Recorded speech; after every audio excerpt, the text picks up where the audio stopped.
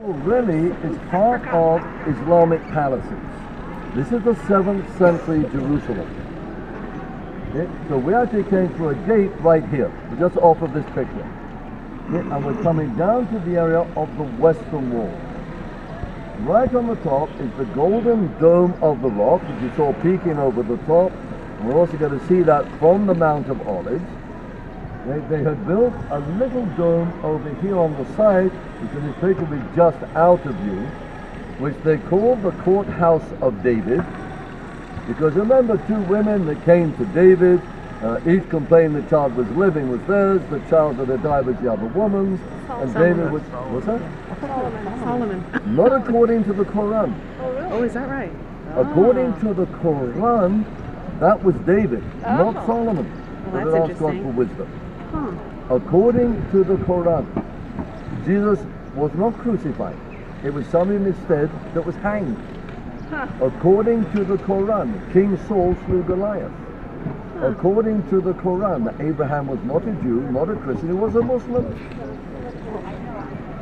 So in other words, we're seeing a lot of stories, but there's a twist in it. And their claim is they are going to correct what we've all gone wrong. And when they came in and found this area of the Temple Mount, the Byzantines, who had followed after the Romans, had left this area empty after the destruction of Jerusalem. Why? Because Jesus said there wouldn't be a stone left upon a stone.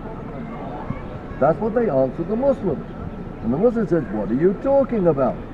From here, Muhammad ascended to heaven and returned. And we're going to show you what's a magnificent building where you dream of your temple. So just over 1300 years ago, they put up the Dome of the Rock. The rock where God created the world. The rock where God created man. The place where Arnaud the Jebusite had a threshing floor. It's all the same place. What we don't know is, did it actually remain a sacrificial altar, or was it inside the Holy of Holies? We don't know. So if religious people or Jewish people are going up, very often we see them going up in stocking feet. Why? Because he may step inside the Holy of Holies, we're not quite sure where it is. If I can find 2 or 3 items, know what it is, okay, by how long is my cubit, I can tell you where everything else is. In the meantime, I don't know. So what happens? The closest to the Holy of Holies will be set back here, would be this wall.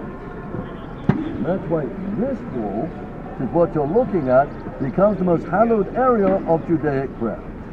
Let's take a look at the wall. On the right, underneath this temporary bridge, where the ladies are, a little line of steps going up. Can you see the little line of steps? There are some small stones just before the wall. And above it is a big, like, double stone.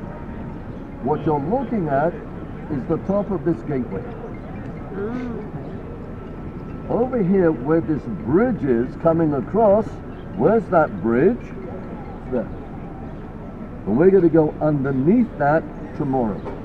So that if I now go back to the days of the temple, what we also want to see in a few minutes is the south wall and the lower part of this western wall of the temple.